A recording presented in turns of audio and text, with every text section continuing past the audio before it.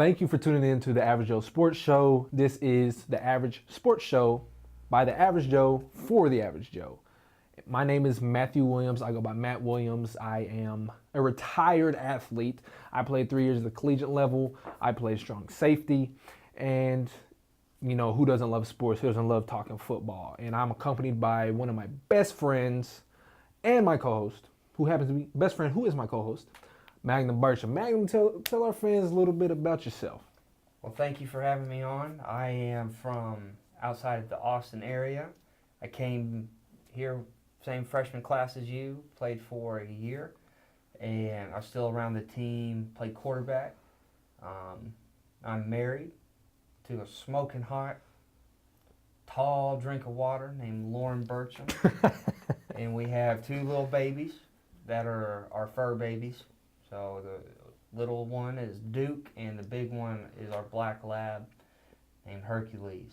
Hercules. So, So what we're going to get into is, you know, we're going to cover college football weekly. We're going to do college football matchups of the week. And we're also going to talk a little bit about Heisman contenders. That'll be starting next week. This will be our first episode that we've recorded and we've edited and, you know, put out and produced for y'all and ourselves. And so, hey, we're going to dive right in. First matchup of the week will be Georgia versus Missouri. And this is number 2, Georgia versus Missouri. And if you know anything about these teams, Georgia's a powerhouse. They're traditionally good, and they're in the SEC, the best conference of football. yeah, can't argue that. He cannot, and don't. You're gonna see here in a second. And so, you know, if we're looking here, Georgia ranks 30th in the country for total offense, and even though they're ranked 30 in their total overall offense, that's their total offensive yards, they're not the 30th. In my opinion, they're more proficient than 30th. So, I mean, you can put up a lot of yards a game, but are you consistently winning? And also, it depends on who your opponents are. And so, Georgia has 1,465, so 1,465 total yards of offense coming into week 4. And, you know, they average 488 total yards a game. You know, 216 of those are passing, and 272 of those are rushing yards. And they average 45 points a game. And anybody knows, especially in the SEC football, if you can get over 21 points, more than likely you're going to win the game, because SEC is heavy on defense. And so, you know, looking at the quarterback matchup, Jake Fromm from Georgia, I'm a huge fan. I am not a Georgia fan because I'm a Florida Gator fan, diehard, across the board. It doesn't matter what sport it is. But he's going up against Drew Lock, who Magnum thinks is the better quarterback. You know, just from a quarterback standpoint, Jake Fromm, he's just nothing sexy about what he's doing on Saturdays. He can hand a mean football off. You know, let's call it like it is. Drew Lock, gunslinger. You know, he's gonna let that cannon show, and you know he's not gonna be afraid to pull the ball down and take a pounding. Jake Fromm, he's a little fragile, and if he's put in a situation, I don't know about that, to where they have to throw the football to win a game. Hey, well, I mean, last game against Middle Tennessee, he was 10 for 12, 128 yards, 3 touchdowns, 0 interceptions. So you can say he hands off a mean football, but as you can see, when he throws the football, he's very proficient, he's very efficient, and he has a high percentage of completed passes. So, I mean, I don't know what else you want from him. And then those numbers, you know, it makes me wonder, why doesn't that OC want him to throw the football more? Nothing, like, not taking away Georgia's running game. That's awesome. You got to be able to run the football to establish a passing game. Yeah. But you can take away that passing game and they're still going to win against Middle Tennessee. So You could have taken away the running game and still would have won. That's up for debate. We'll watch the highlights here in a second. But let's look a little bit at Missouri. I mean, Missouri's offense ranks 9th in the country for total offense. They come in with 1,762 yards. 587 yards they average a game in total offense. You know, and here's the thing. He was talking about with Drew Lock being a gunslinger.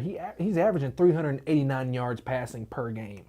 And the Missouri offense, their run game averages 198, which is still very good.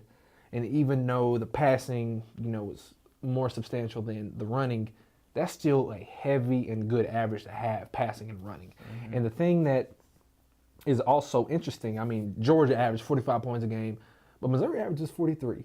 And one thing that I'm going to love watching is Georgia likes to tote the rock. They love to keep it on the ground, run it down your throat, and chew the clock, and, they control the game. Game managers. They're game managers. They are.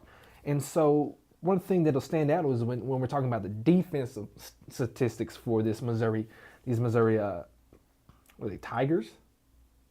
Missouri Tigers. Missouri Tigers. With this Tiger defense, they only allow 74 rushing yards per game. And we know Georgia and the SEC as a whole, maybe not Bama, but the SEC as a whole really loves to run the football. And so, Missouri, we're both from Texas, so when we think Missouri, I automatically do not think SEC. I think Big 12, just because, we grew up watching them in the Big 12. You always knew that was UT's easy game, Missouri and Colorado. It's just the way it was growing up. That was almost the game that you wanted to go to in Austin because, Vince Young's going to put up stupid numbers. Mm-hmm. Colt was going to put up stupid numbers. Yep. So it's not the same Missouri. It's not the same Missouri team that we grew up watching. It's actually not. In my opinion, tell us in the comment section if you disagree, but I actually believe this Missouri team now, this program now, is more established, more progressive than it was back in the early 2000s. Mm-hmm. And so, they're starting to get on their warpath. They're in the SEC. You have to be. If you want to compete, you have to play high-level football week in and week out. Mm-hmm. And so it's just going to be a real good matchup to see this high-powered Missouri offense play this Georgia defense, because the Georgia defense only allows 8 points per game. And I'm a defensive guy, play strong safety. So anytime you hold a team under 10, that should be a dub. That's a ball game. And even from an offense perspective, you should just, gunslinger coming in, you're thinking, hey, our defense hold them under 10, it's a ball game. Yeah, and that does take the pressure off of you offensively if you know your defense is going out there putting a wall up to where they can't score. Yeah. 8 points a game. Yet scored twice. But we've seen that, Georgia's averaging 42. Yeah. So there's just a lot of it's almost lax. It's like no pressure on Georgia thus far into the season. Yeah, and so what we're going to do now is we're going to hop into these past week's highlights, week 3. And this is Missouri versus Purdue. And Missouri comes out on top. They win 40-37. And so let's just see. We're going to analyze the film, what we're seeing, and we're going to get into this. So, even though Purdue lost, they did win the uni game. Yes, they did. Those helmets, they had a black helmet, as you can see here, and the chrome American flag on the side is always, there's a lot of hoopla going on about patriotism, but, both our fathers being in the military, seeing that's always great to see, and it looks clean. Yeah, no, it definitely looks great. Busted defensive coverage right there for that Missouri defense. It's going to be dangerous against Georgia. Because their receivers are nasty. Freak athletes. Now, you can't give them this much time in the pocket. Drew Lock. Yeah. Yeah. And that looked as if it was coverage defense. They were in zone.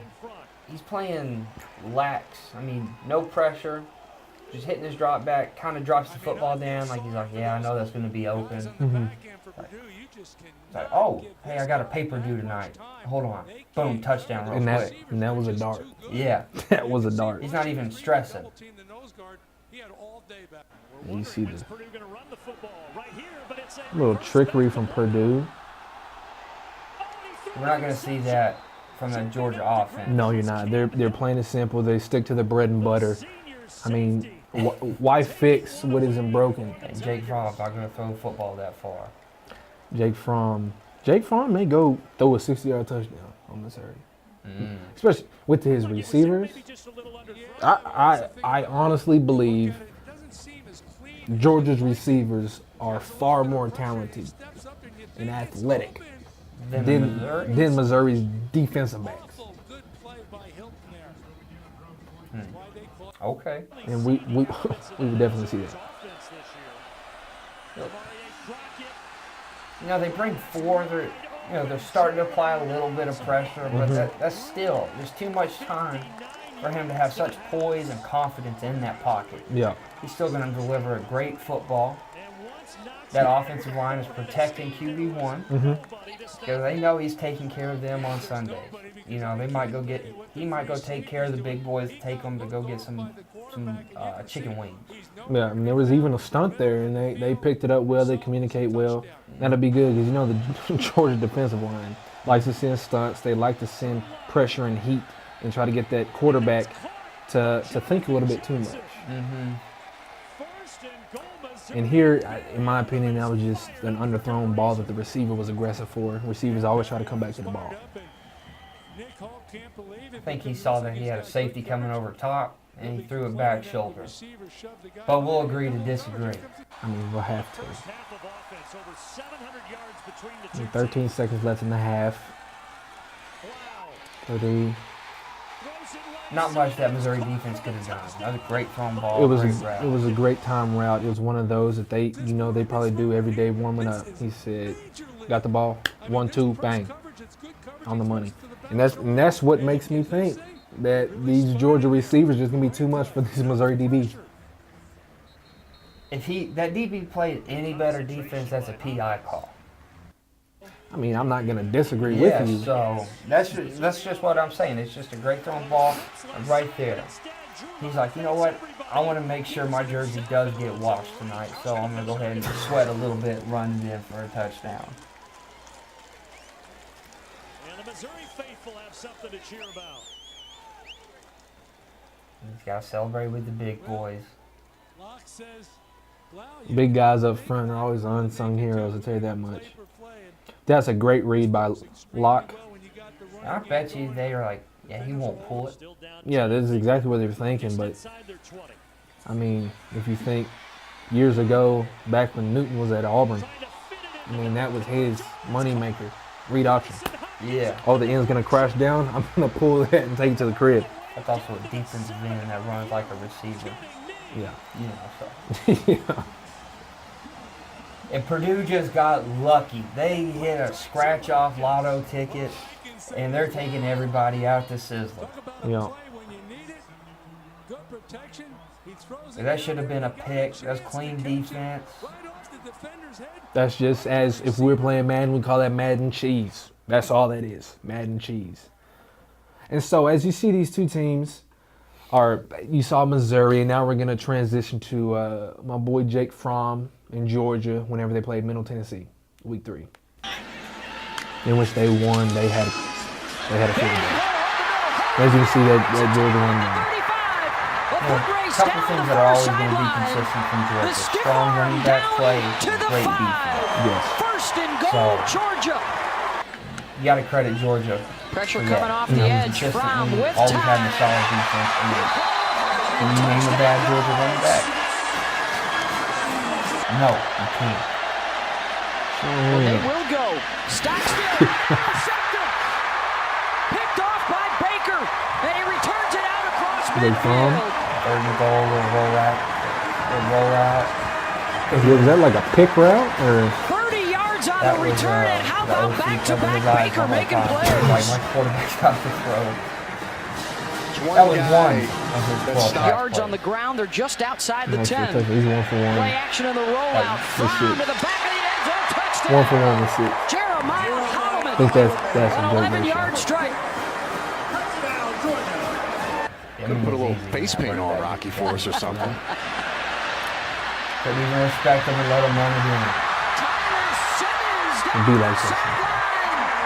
Touchdown, The Georgia defense is suffocating. Take it to the crib. Anderson. Old lefty They want to couldn't get see him. across field too well.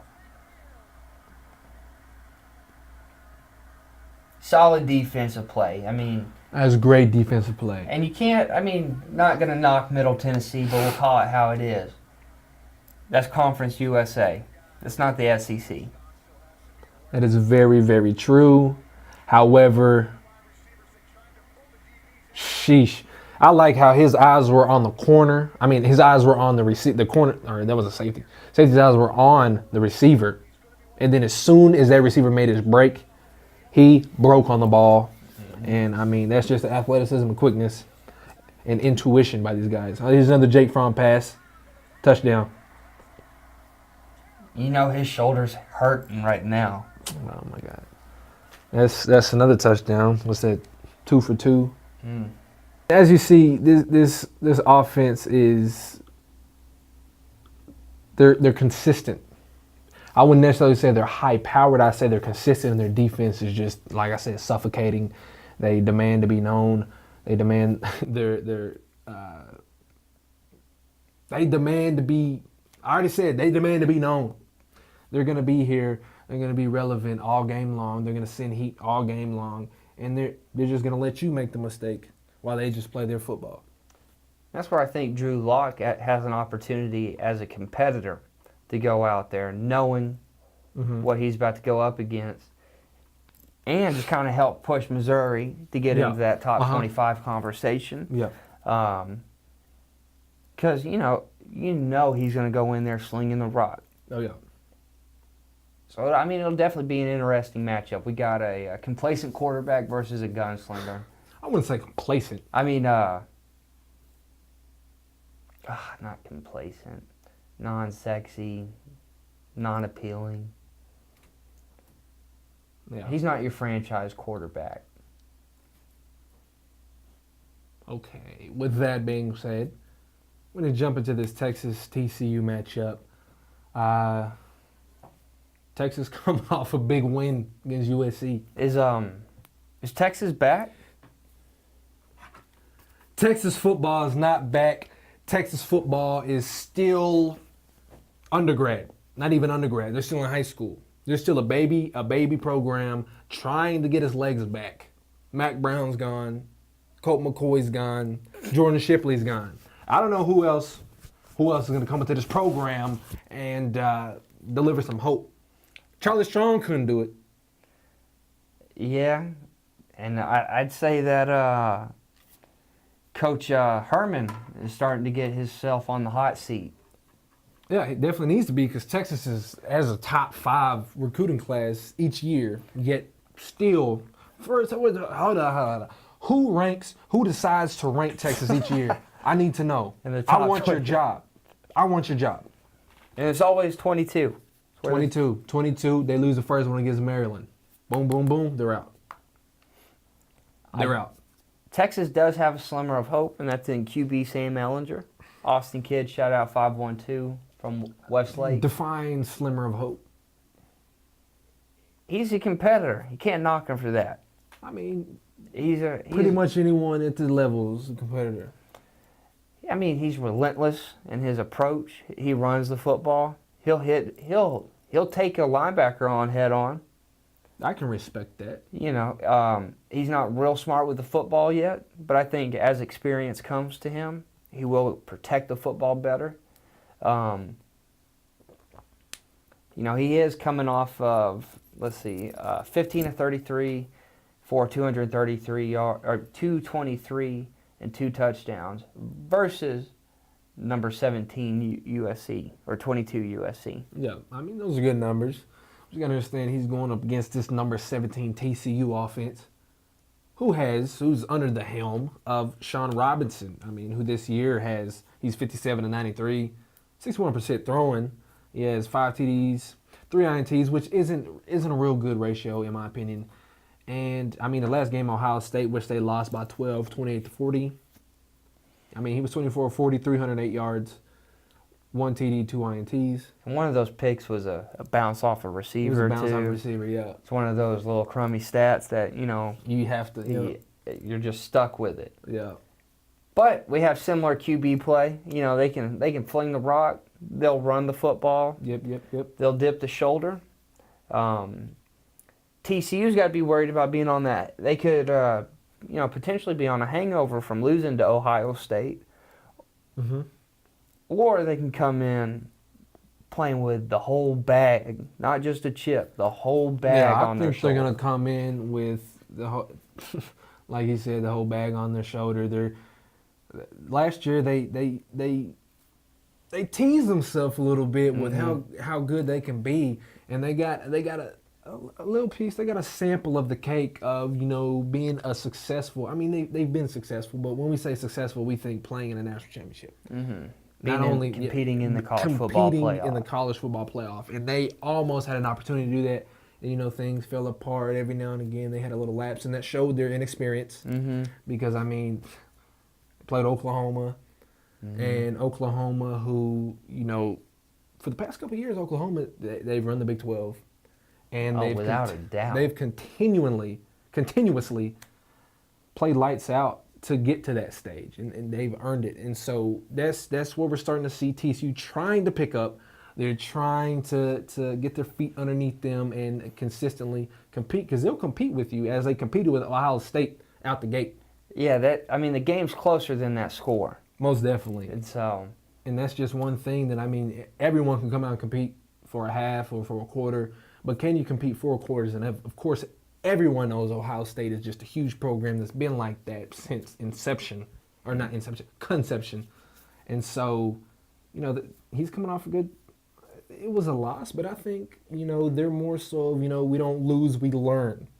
Yeah. And that's where we're going to actually take a phone call from one of Jalen Reagor, who is an outstanding sophomore receiver for TCU, who is actually, he's from Waxahachie, and for people who don't know, we currently live in Waxahachie, and we're going to speak to one of his family members and one of his mentors who we actually got to play college football with, Vanique Benton. So we have Vanique on the phone right here. Jalen is a great young man. He's very confident. He knows what he wants. He'll literally do whatever it takes to get it. He's a go-getter, man. He won't let anything get in his way. I remember when he was like 12 years old, there was a video on YouTube of him racing a kid a couple of years older than him, and Jalen actually beat him. He always wanted to compete against older guys. He never really wanted to play against kids his age outside of organized sports. He's been a hard worker all his life, thanks to his family. One guy who had a huge impact on his life and still does is his cousin Timothy Reagor. This guy had Jalen working out almost every day and wasn't light on him. If he did wrong, he punished him. But it also made Jalen the monster that he is today. And Jalen still has that same attitude, and he won't let nobody outwork him. Jalen is one of the toughest competitors I've ever seen. The kid just has the it factor. No matter what, he just get the job done. His work ethic is outstanding. He brings grit, he brings heart, integrity, passion. He's everything you really want in an athlete.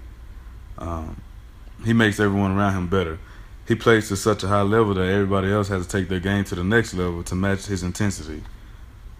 He's a smart kid. You'll never have to worry about him not getting his grades. He's also a huge supporter of his peers. You don't find too many really good athletes who has nothing negative to say about their peers. It's just who he is. Waxahachie was known for being a competitive team. They once had a streak of 23 years of making playoffs.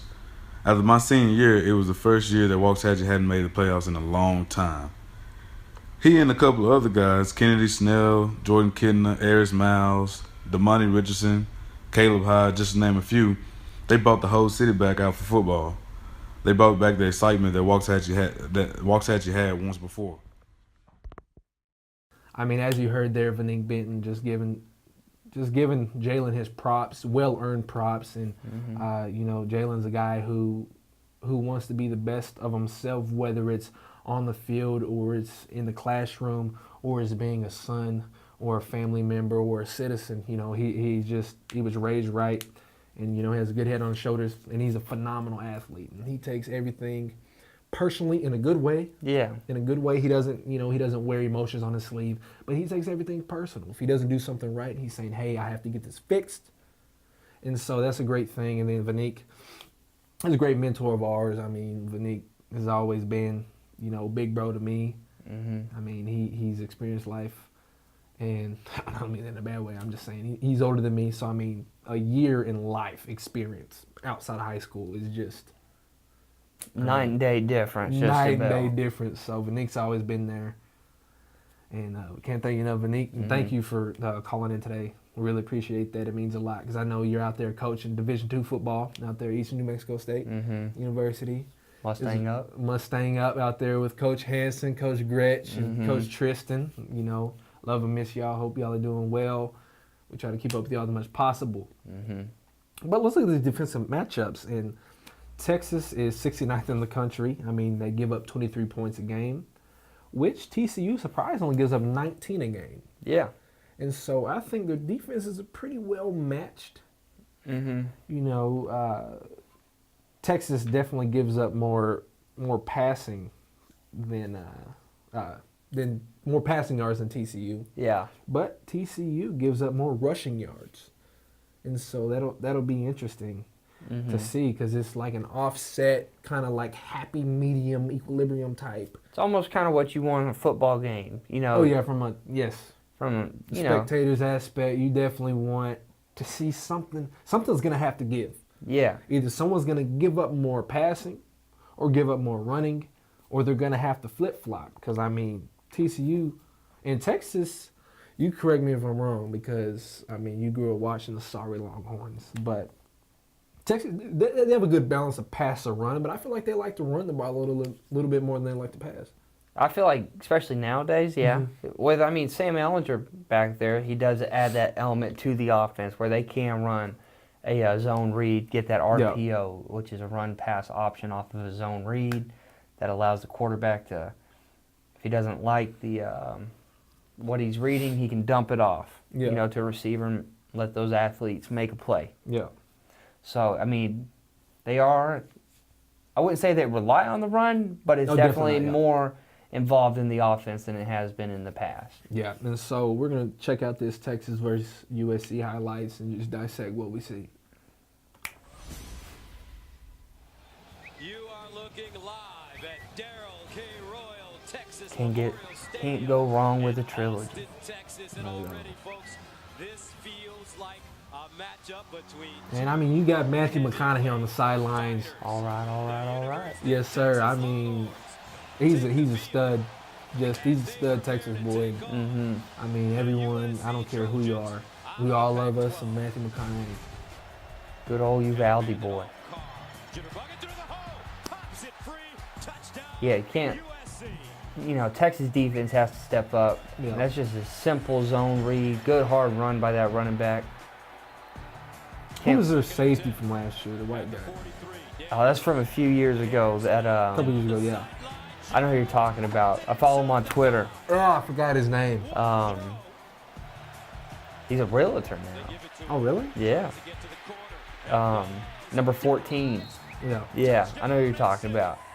He would come down and bring the hat. Except for when Seth Russell running the football. Yeah. Miss Humphrey, why name your son Little Jordan Humphrey? That's it. That's all I got from that. Dude's a stud, though. You know. Yeah. I mean, as you saw. I mean, with a name like Lil Jordan, you got to play big.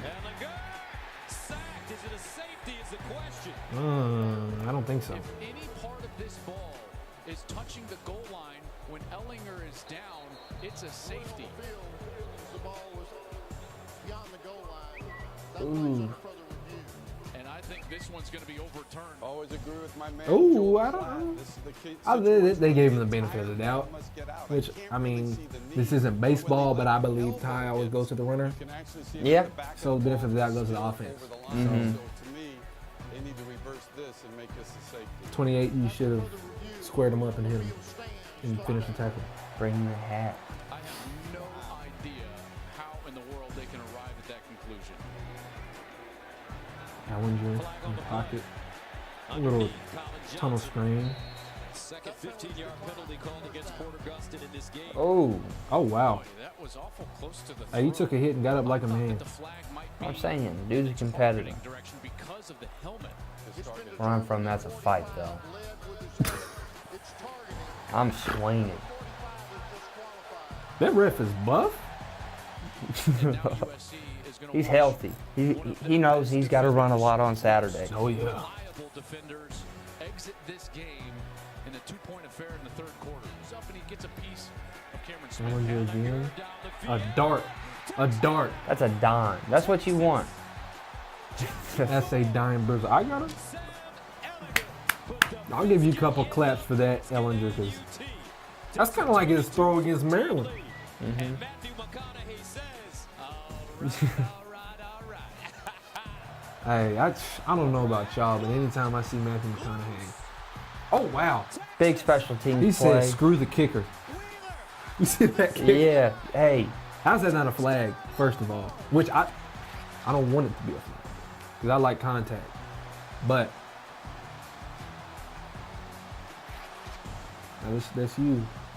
You probably weren't even you probably an Aggies fan, and then Vince Young in 2005 won a championship when he came out. well, hey, during that time, that's when Stephen McGee was the quarterback at Texas A&M, fellow Burnett boy. So, Hold on, who did? Oh my God!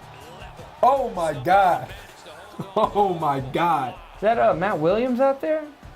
Yo, you see his mouthpiece come out?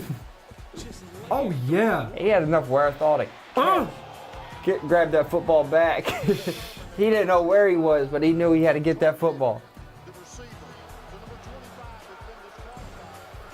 Oh, football's getting soft.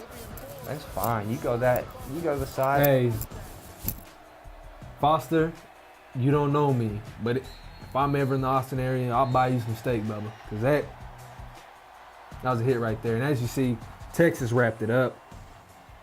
So we're gonna go watch a little bit of this TCU Ohio State.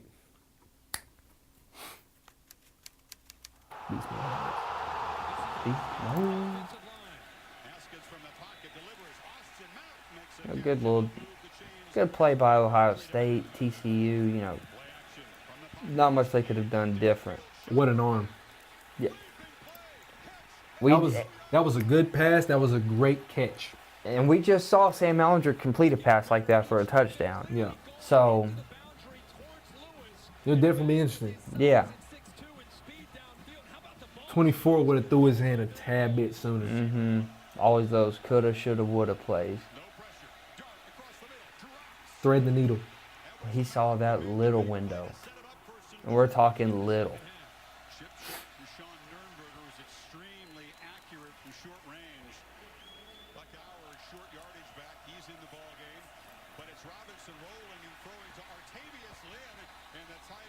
Robinson is cleaning out route. And anytime you put it in Rager's hands, that's what you want to do. I mean, the dude was an all-state track and field athlete. What do you do in practice? An element of the game that people fail to realize is how important special teams is. Yeah. That's a great open field tackle. Yeah, he almost got on someone's highlight tape. Yeah. Ohio State kind of got gypped on this play, I think. They should have said it was a touchdown, but they said since his body was out of bounds, it was a touchback. So, There's Robinson. Toting the rock. I don't think if that linebacker would have pulled him down, I think he would have hit that safety. And there's Rager. One-handed snag. I believe that was a 47-yard catch.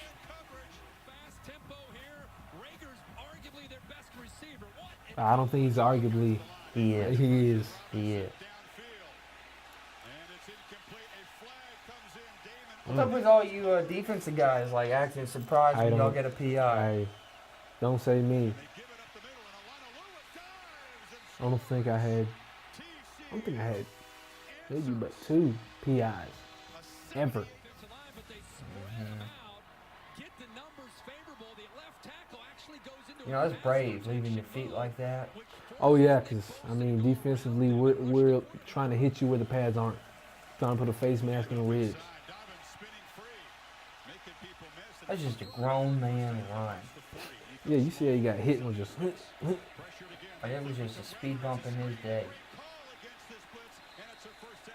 I really thought he was gonna cut it inside.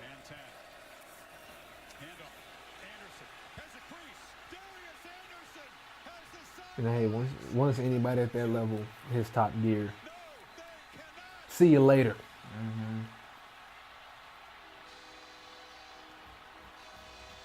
And I like how always on those runs, you never realize how exhausted you are until you get to the sideline and everybody's done patting you up. Yeah. Whew.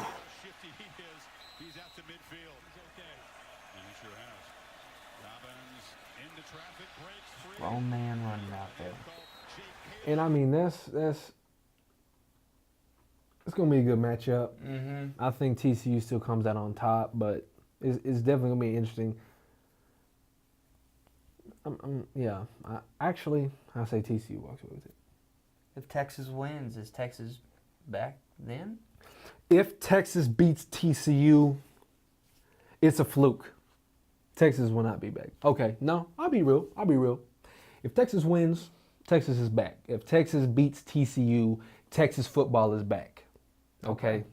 All right, mark my words. And we'll take Coach Herman off of the hot seat. For a week. Okay, yeah, that's fair. Yeah. That's fair. Okay, so now we're going into Texas Tech versus Oklahoma State, and this is probably going to be one of my favorite games to watch this weekend because we get to see the stud who threw for 605 yards in the past game. In this past game, it went against Houston, who I mean, they're not the best, but they're a good Central USA conference team. I mean, And they had a Heisman contender on the defensive side of the ball. at Oliver, where were you? I mean, I was You know, so. I was sad, man. And what's going to be interesting, though, for the Texas Tech offense is Carter McClain will be back this week. So is Coach Kingsbury going to go with the week 1 starter, or do you roll with the hot hand right now? Me personally, I'm rolling with the hot hand, You have to. but don't take our word for it. Take Nick Ramirez, who is an avid Texas Tech fan, who is a student at Tech and has been there for the past couple of years. He's going to tell you what he thinks about Bowman and what he thinks about Kingsbury. Hey, Matt. Thanks for having me, bro. Personally, my beliefs on Alan Bowman, I'm backing him, bro. I'm backing him. He came in. I mean, he's a true freshman.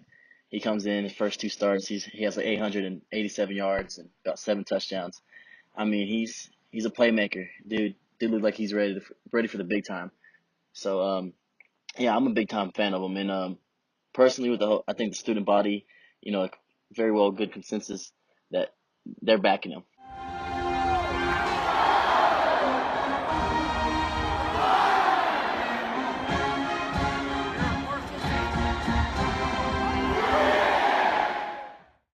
Everybody's a big time Bowman fan here. You come in and you put a show on like he does, you're gonna turn some heads and you're gonna get some fans. Anytime you can break a record held by the all-time Texas Tech legend and great Patrick Mahomes, you're doing something right. Trust me.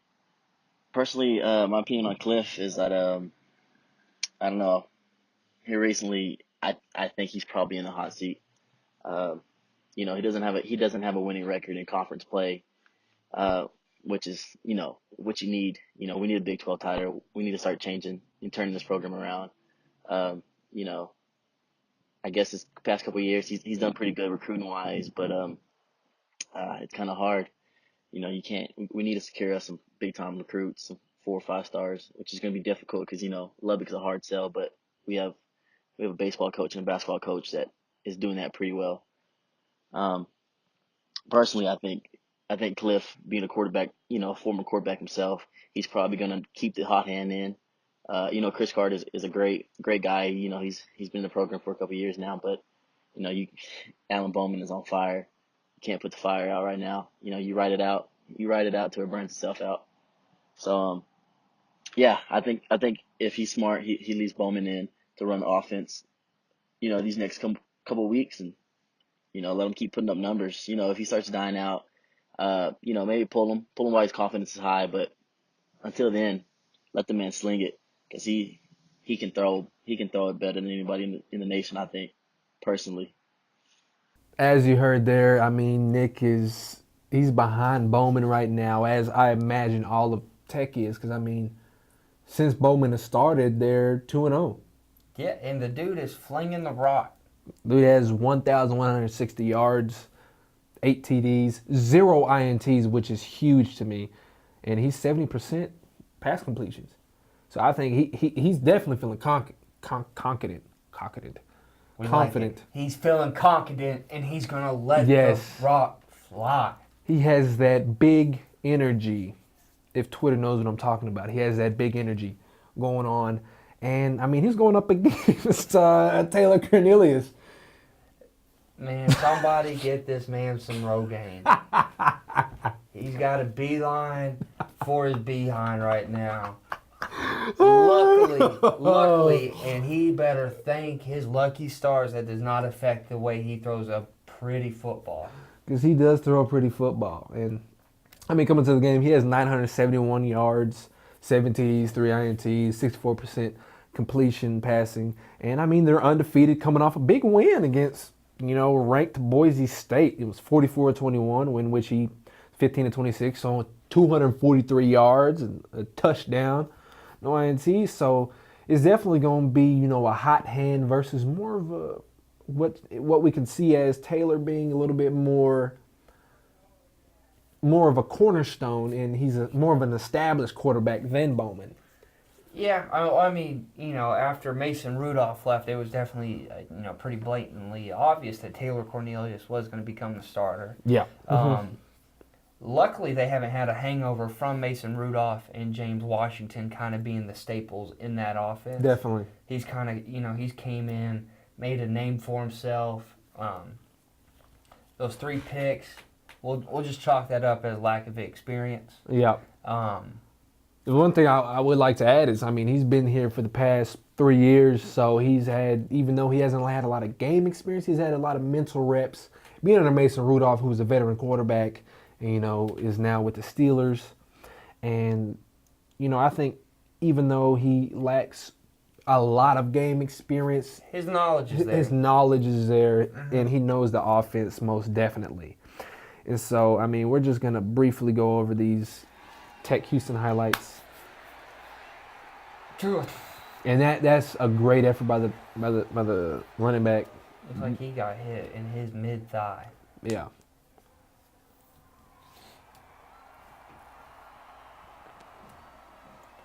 When Texas Tech loses, did they even really lose because of Coach Kingsbury? They do. I'm not a fan of Kingsbury. Hey, you may be Texas Tech royalty, but I mean, hey, Bubba, you haven't made things happen, and that right there was a great play by the receiver.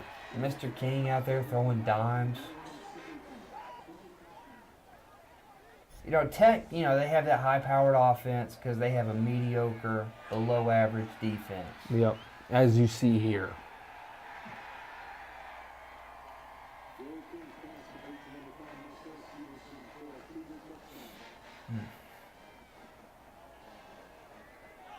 He threw up the guns.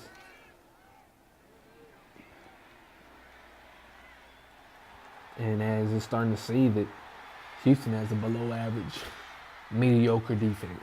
Yeah. But I mean, he comes in, throws that's a man route. Any out route, you got to throw that football like a man. And he just, being an athlete, made a dude miss and then just protected the football and scored a touchdown. Excuse me, sorry for all those hiccups.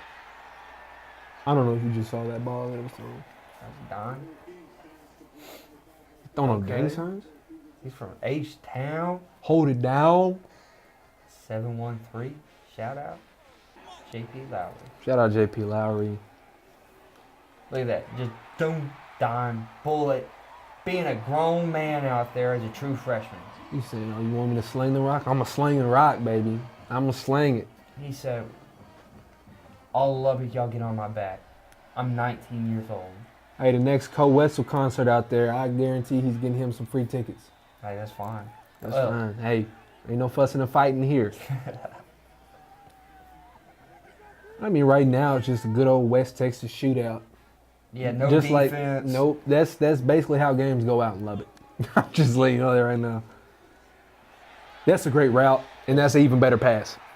That's an even better pass. He got his big old shoulders down, sold the slant, pulled up, got that slow go on that corner fade, and he threw a beautiful ball.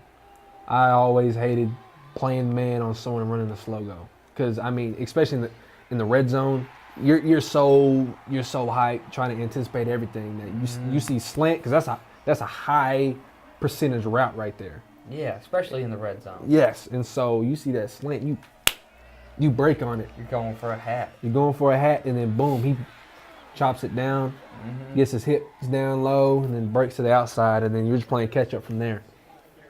And anytime you're playing catch up at this level, it's not good. Nope.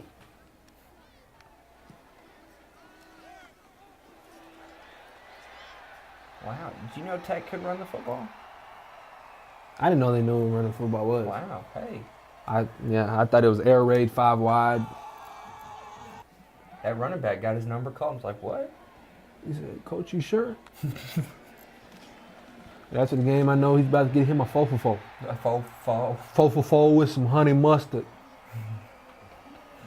Coupon code 89. Coupon code 89.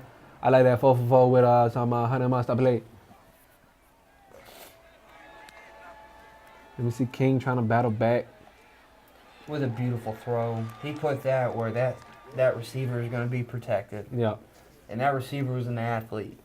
To jump and contort your body back like that, going full speed. He's a freak. Us average Joes can't do that.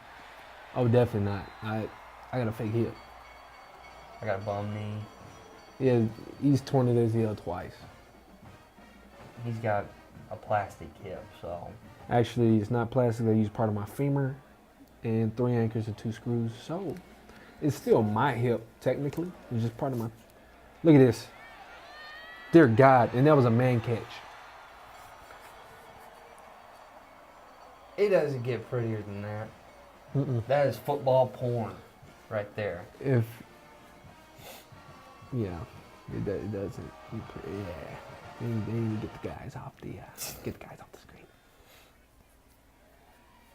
Right here, they're just playing for pride, and King saying, "Hey, I got a lot of pride. I'm gonna just tuck it in and run it. You want to do something right, do it yourself." So he said, "I'm gonna get in there and do it myself." We get that.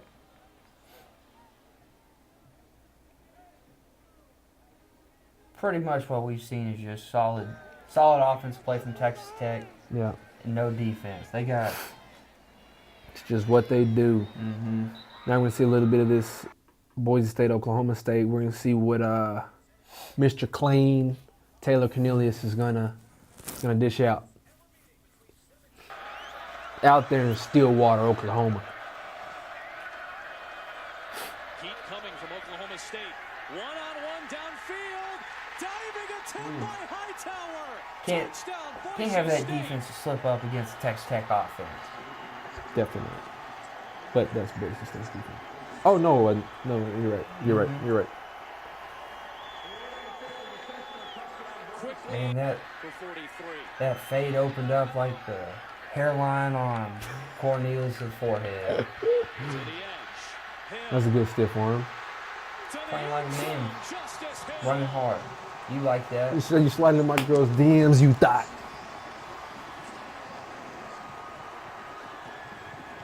Special teams helps win games. People, you can't overshadow that. That's a block. That's a. What are those 2 up backs doing back there? They didn't even slow down the defense. That's the thing. One of them just whiffed. Doing what any 30-year-old would do. Hey, man, your forehead's that big. Oh my God, yo, he sees this. I guarantee he'll be on our heads. That's fine. That's fine. I'm gonna be right there in the mention section with you, Bubba. I got a burner YouTube account. 15 in a row since last October. And Hey, State is whoever number 7 is. First of all, why'd you want to go to Boise? What's in Boise? But anyway, nice catch, brother. It's because he got dreads, bro. That's It's what. because he got dreads, bro. Dreadheads do it all. I swear to God. He probably plays guitar.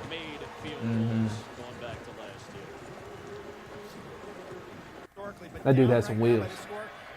You know, he was thinking, oh crap, oh crap, oh crap, oh crap, oh crap, especially on Especially this. coming across the middle, yeah. And then he's like, oh, I might score. I might score. Oh. Yeah, okay, we're good. We're good. Second block of the game. Boise State. Y'all just. I wonder what Pat McAfee's thinking right here. That's not good for the brand, cuzzo. That's not good for the brand, cuzzo. And now we're going into our final matchup of the week, the game of the week. Texas A&M, Alabama. And anytime you think about this game, You think of 2012, Johnny Manziel in Tuscaloosa. Johnny football with the biggest upset. of what we can. I think up until maybe possibly the Texas USC I national. was just about to say, aside from that, I can't think of one off the top of my head. Good old Johnny football coming in with an upset. Roll Tide no more. Yeah, but hey, I mean, he's going up. It'll be Kellen Mond, who is the quarterback who earned the job this season for Texas A&M, and you know Tua. I don't know how to say his last name, but we're gonna say Tua T. So he's going up against Tua T, who coming into this game, 72% completed passes, 646 yards, 8 touchdowns, 0 INTs, and this is a 19-year-old. He's youngin', that's for sure. He's still youngin'. wet behind the ears. He's still wet behind the ears. He doesn't have to shave. Hey, and I mean last game against Ole Miss, which Bama was 2-2 against Ole Miss and 48-1 against all other teams coming into this game. But they steamrolled him. I mean, he was 11 for 1,591 passing yards and 2 touchdowns. I mean, I don't even think he played the second half. Oh, he probably did. And he was probably on his Microsoft Surface, just watching the first half, checking in, yeah. Checking his blackboard, making sure his homework is all good. Yeah. Interesting, both these quarterbacks won the position battle coming into the season. Yep. Kellen Mond played a little bit last year. But, they're both young guys. Yeah. They're both competitors. They can fling the rock. Both can run pretty well. They're going to bring that element to the game. Yeah. But when you think Alabama football, you think that monstrous defense. That defense is going to do any and everything it wants to do to you, with or without consent. And, you got a young Texas A&M offense going against You that. do. So we kind of have a David and Goliath situation. Most definitely. Texas A&M does need to go into this battle. Make sure you have your slingshot ready to go. But their defenses are pretty compatible because, I mean, Bama comes in allowing 302 total yards of offense. Texas A&M comes in allowing 331 yards of offense. And, here's the funny thing is that Alabama's defense allows more running yards, which is 101 per game. And Texas A&M only allows 79. And so, like we were talking about earlier, that whole flip comparison is always going to be a great, entertaining ball game, especially from two great programs. And, I mean, like we said earlier, we talked about the OG Big 12, which Texas A&M was a cakewalk, an easy win for anybody. I'd give them a little bit more credit. I think They were a step above Missouri and Kansas. Kansas is bottom tier. I'll give them their last 5 years in the Big 12. They were competing. You have Von Miller, Ryan Tannehill, numerous others. That they definitely impacted. Yeah. So. But I mean, here once they come to the SEC, they've actually competed. Oh, you have to. Yeah, I mean, you don't have a choice. You can't have a weak defense, weak offense in the SEC. Yeah, you have to. In which Texas A&M is very good with recruiting, so I that's mean, never been a problem. And with He's them here being, for late. well, yeah, well, especially with them being in SEC now, because you know a lot of people grow up wanting to play SEC football, but you know, you growing up in Texas being a pipeline state for recruiting, recruits would have to go out of state to play for SEC football, for an SEC football team. Yeah. Now they have the ability to stay within the state and play it. Yeah. In So the best conference. So yeah, so I mean, it's gonna be a great matchup, and let's dive into this. This whole film of, I mean, Alabama crushing Ole Miss. It's a hot and steamy night here in Oxford. It's the Southeastern Conference opener for Anytime you the see Nick Alabama Saban, you know Crimson it's Tide, good. the defending national champs, and the Ole Miss Rebels. So Ta'amu, the senior, looking to throw on the first play. Wants to go deep. There's a receiver open. Right out of the gate. That's a fluke. But they do say Ole Miss is what? Receiver U? yeah, I mean, DeMarcus Lodge, Cedar Hill. yeah. But I mean, you know, they opening play against Tech, same play. Mm-hmm. I mean, it's classic Alabama football. They got that, like Georgia. You always think strong running back play at Bama, but be able to throw the rock. That was a big boy throw. He's a grown man. Just on the 10-yard line. Najee Harris turns the corner and virtually I swear they always have a dreadhead wearing 22. Always. Did Derrick Henry wear 22 also? Derrick Henry wore 22. You think he was going to throw an incomplete pass on third down? Irv Smith with the fourth touchdown. I mean, we can't act Just the surprised. first. Now it's the second quarter, 28-7. Poised to do so. Jacobs finds a crease and But I mean, are we surprised by this Alabama team putting up these numbers Nope. with the land shark disrespect? Hurts is in the game now for the first Is this the Ole Miss Rebel? No, land shark. touchdown to Jerry Ole Miss Rebels. 22-yard touchdown. No, they changed it to land shark. Being PC, bro. 100 yards of offense now in the first half tonight. When? This past year. So they're not the Rebels anymore? Where have I been? Under a rock. So they're land sharks? Why can't they be rebels? Oh, Confederate? Yeah, nah. Go land sharks. This defense is. I mean, I'm not ridiculous. even surprised. It's not even in the highlight. It's what you expect from Alabama. Yeah, and as you saw, it was a slaughter. I'm gonna watch a little bit of Texas A&M. They played UL Monroe. Sorry, Monroe. But That's not that same, Texas A&M defense that played against Clemson out there. no, it's not. That may be. Yeah. Interesting fact that ULM quarterback is from Mansfield. Which is 25, 30 minutes from Waxahachie. And he's got I can't remember the exact deal, but something about his percentages. It's something only Peyton Manning and one other quarterback has done in college. So, wow. yeah, I just wish I knew Yeah.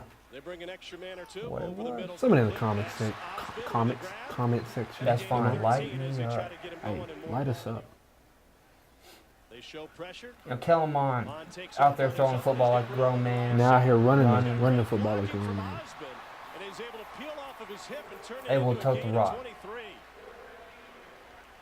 You're gonna tote the mail. You're gonna tote the pill. You got a prescription? Hey, it'll be here at 3 p.m.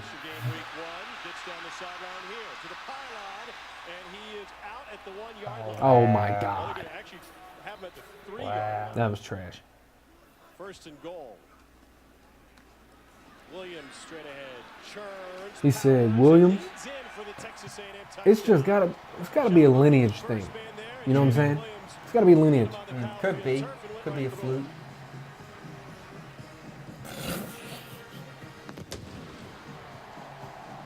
ULM. You eat today, boy? Marcus Green turns the corner, has room. This is Green. Oh, wow. You know, do more pour. Stay out. Stay on the An field. 18-yard run, and he's pressure Oh, coming it's from in the the heat. edge again. Evans trying to escape on 3rd and 10. And somehow he sneaks through to make They it. took his hat off. His helmet, and the flags will come down. It's an 8-yard run. It looks like he was How that deep happened? right before that. Boy, and that's going to be a face mask on Matabuke. Arabuke. RJ Turner up here in one-on-one coverage. Give it to Gore this time. Oh, wow. Yeah. Texas A&M, you got to be able to tackle. That happens against Bama. That's That's 6. So, That'll turn into 12. Turn into 18. I thought he blocked that kick. Turn into 24. Craig Ford has the Turn into Warhawks of 30. Louisiana Monroe. And then, you know, you lose another time to Alabama. They bring So, pressure again. Lots of it. Mon trying to beat the coverage. That's Hold a up. good catch. not added. It's a 22-yard gain for Cameron But Buckley. I didn't. 6, 12, 18, Oh, 24. 24, Gillespie, a split back. 30. Might want to throw it to him. Mon on the run. I don't know if I said He that. played defense, guys. So, Wood will clear it away. Yeah, sorry. He's able to punch it. 7-yard scramble Yeah, by Kelly. I'll put in the freaking haunted house music. Isaiah and Charlie will get it. 12-play, 75-yard drive for A&M. Yeah, A&M is just Jalen Hurts is playing a gonna be terrible for team. Alabama, by the way. And they're playing pretty bad in my opinion. They're not Yeah. playing like they were He used has a to. touchdown you know, I pass. think they're playing to their level. Like, Yeah, they're playing down to their level. Yeah. Pick up a first down. And I think if they come out and compete like how they did against Clemson, That may be the difference is that they play to their opponent. They play high opponent, they play high. And then, you know, Bama's playing Bama football, period. yeah. No matter if they're playing Georgia or if they're playing Holy Cross. It's Bama football. And I mean, it's not like we can say that it's coaching from Texas A&M because I mean, their head coach Jimbo Fisher. Yeah. So that leadership's there. He's SEC legend. ACC. Oh, my bad. I'm thinking of LSU's old coach, No, Les Miles. Les Miles. Yeah, never mind. Jimbo Fisher, Florida State. Duh. Forgive me. That's the guy. So, Surprised if we see RJ I feel like as a leader, you gotta, you know, definitely tune that up. Their DBs, A&M's DBs are always pretty dang good. Yeah, the past couple of years they've been young, so now at least they're a little experienced, competing better. Yeah. And so, I mean, now we're just going to go down and make our predictions and see, you know, which one is the smarter football analyst. So we have Missouri versus Georgia. I'm going to say Missouri's going to air the football out, but Georgia's defense will be strong. So it'll be a lot of give and take, Yeah. a lot of second half adjustments from either side. Mm-hmm. And I'm going to say Missouri pulls it out 31-28. Not at all. I'm saying Georgia's going in. Their defense will smother this Missouri offense. These Georgia defensive backs are going to just have a field day with these Missouri receivers and with Drew Lock. They're going to say, hey, Drew Lock, we have the key. We're going to be here for it, baby. And so Jake Fromm's going to go ahead and hand the ball off, throw his 12 passes, get him a TD. And and Georgia's going to win this ball game. I'm saying 42-17. I'm saying 42-17. Bulldogs. Wow, okay. Yeah, and so now that Texas TCU game. I think either team could come out with a hangover from their previous week. But I think it'll be a second half deal where they kind of re-engage, reload, re-engage. Shout out Jocko. And I think it might be a little bit higher than what we're anticipating. I think it'd be kind of like a shootout, don't you think? I think so. I'm thinking 42-35 Okay. TCU. Okay. I'm saying Yeah, I'm gonna have to go with TCU. I mean, I just feel like that they're too established. Texas has glimmers of hope, but they're still a little inconsistent. Too inconsistent for me to put the bank on them. So I'm going TCU. I'm going 35-21 TCU. So we're gonna do. I mean, hey, Texas Tech, Oklahoma State. The young gun versus the 30-year-old Baldy. Hey, right now we already know Tech is going to put up stupid numbers offensively. Definitely. I'm thinking Texas Tech's going to run away with this one, and it's going to be 55-42 Texas Tech. As much. I'm going Tech. I'm going Tech as well. But here's the thing. I feel like this game will come down to whomever has one stop on defense. Whoever has one stop on defense is going to win this game because both offenses are going to sling, which Oklahoma State, in my opinion, has a better running game.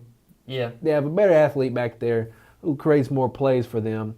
But I believe, like you said, Texas Tech's always going to throw up numbers. And they're Alan Bowman, he may throw for another 6.